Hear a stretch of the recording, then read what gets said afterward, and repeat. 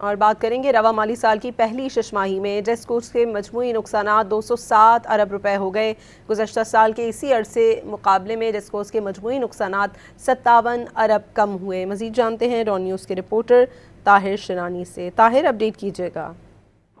جی، رواں مالی سال کی پہلی شش ماہی جولائی تا دسمبر 2025 کے دوران سرکاری بجلی تقسیم کار کمپنیوں کے نقصانات جاری رہے، جس کے باعث قومی خزانے کو اربوں روپے کا نقصان پہنچا ہے۔ تاہم سالانہ بنیادوں پر ڈسکوز کے نقصانات کم ہوئے ہیں۔